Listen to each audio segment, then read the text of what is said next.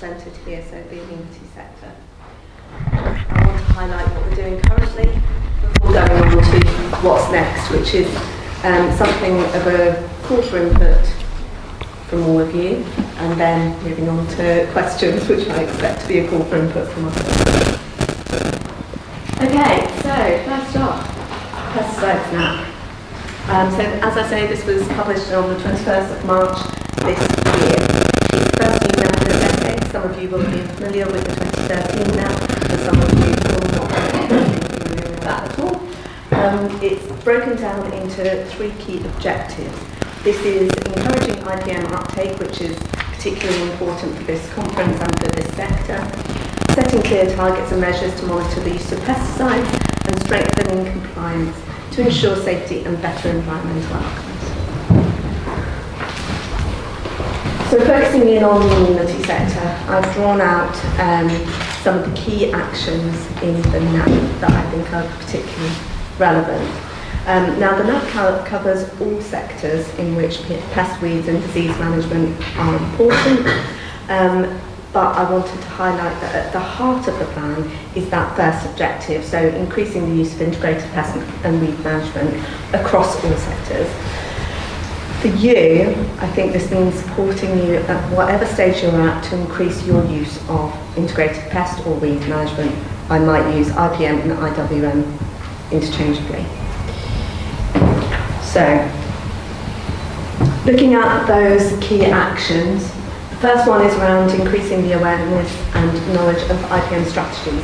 That's through the promotion of decision support and planning tools, practical guidance, and access to learned and evidence from research and development.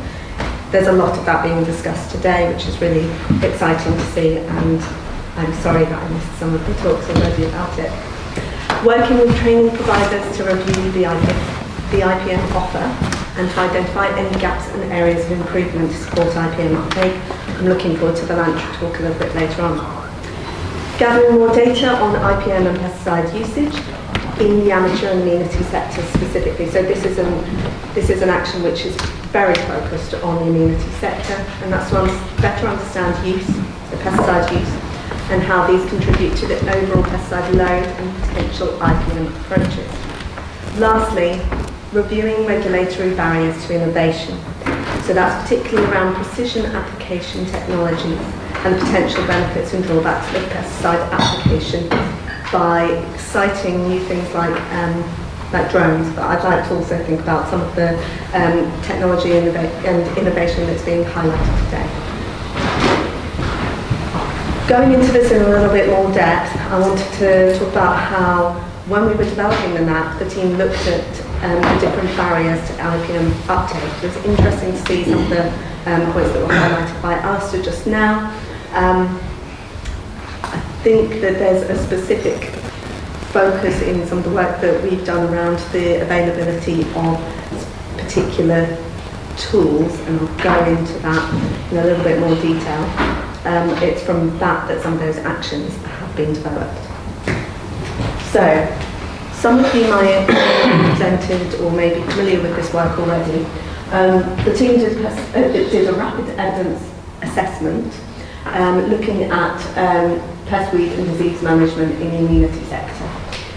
The outcomes of this report are available online through Science Search, which is the government's the platform for different scientific articles. And it came out with 2 key recommendations.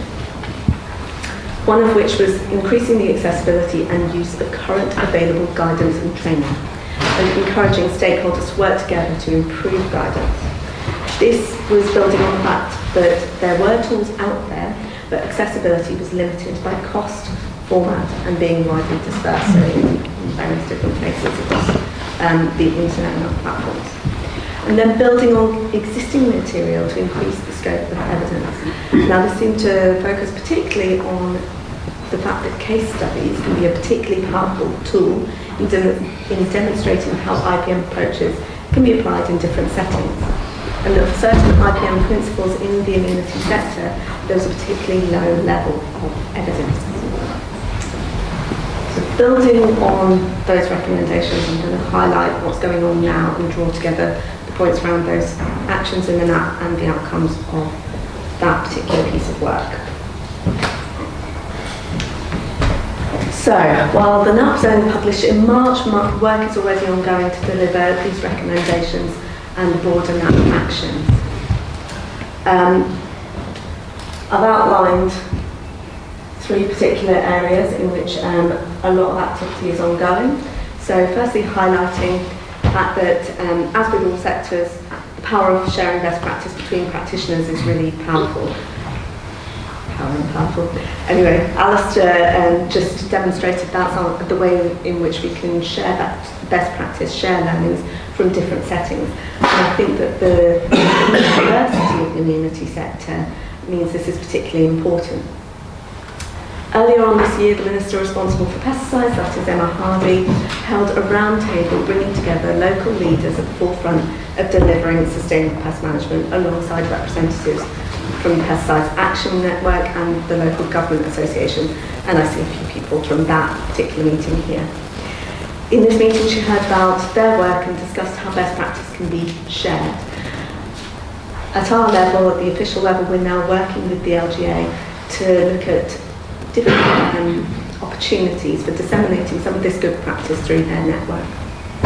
Our Welsh colleagues have also been delivering a series of awareness-raising events with local authorities and national parks, with the first event in October last year, which involved demos, presentations and breakout sessions to explore current practices and challenges. As outlined in Ed's talk this morning, the updated Parts of London Integrated Pest Management Guide has been launched today. This is freely available for any amenity manager who'd like to use it. I want to highlight the fact that this guide addresses a key gap highlighted by the rapid review, so that first recommendation, and is a product of the effective collaboration between stakeholders across the sector, many of whom are here today. For those using pesticides, I want to highlight this third point. It's crucial that this is done safely and in compliance with the law. All professional users of pesticides must hold an accredited certificate, for example through BASIS, and must register with OCR, which is the official controls regulation.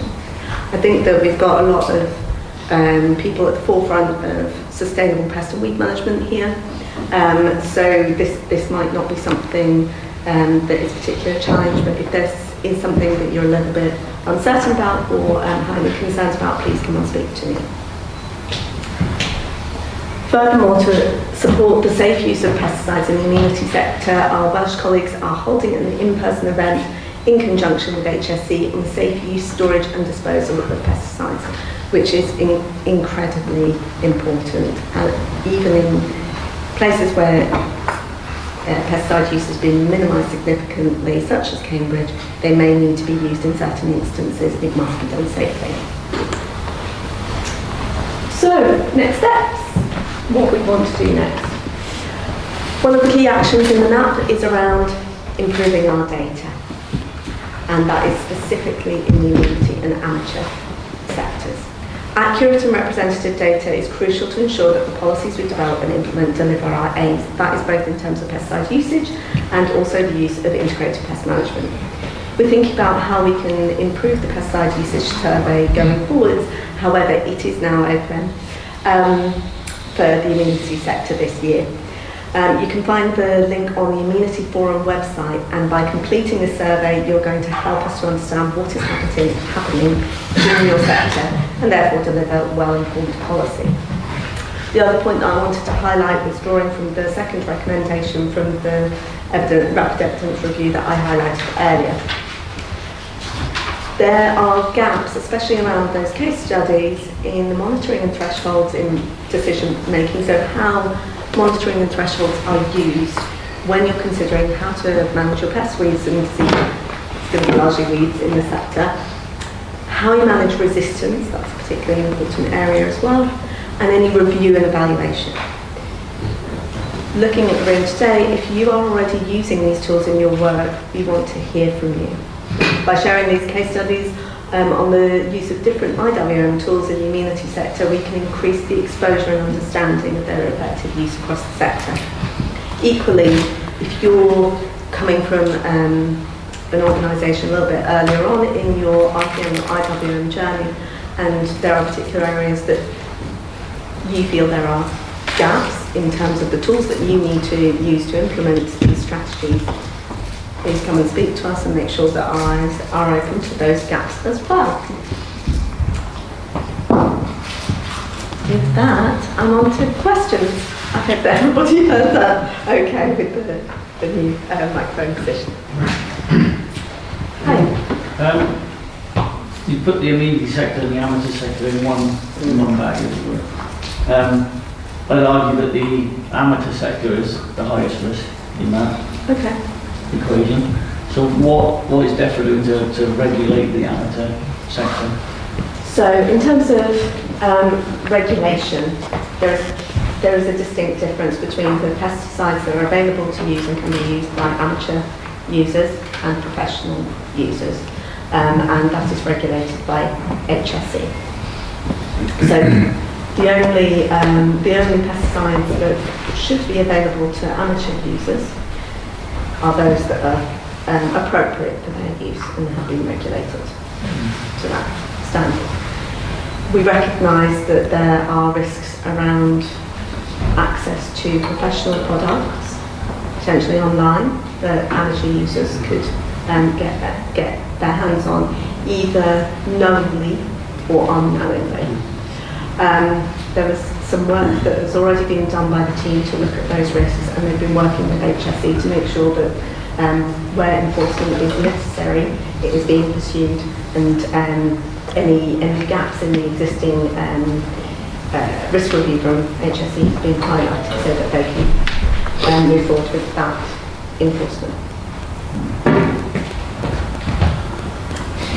Any other questions? Yes.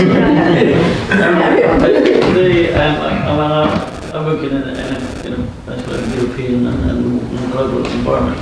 So how does the UK NAP differ from the European NAP? Or each country has their own version? It's sort of nuanced in that way? Yeah. So where's the synergy between the two? Are there elements which are the same? Each NAP, so you are testing me somewhat. I should have my one of my policy colleagues who's an expert on this here. But each NAP across the EU needs to highlight those same 3 core points. It needs to include something around integrated pest management. It needs to include targets and monitoring, and it needs to include points around compliance and safe use. So in that way, we've got a lot of similarity across the UK and into Europe, because it is somewhat based on it is based on the requirements from the sustainable use regulations which came from Europe. In terms of the exact actions, there will be differences, and I'm afraid I won't be able to give you a direct analysis. Yeah, no, just to understand that there are differences. Yeah. Thank you.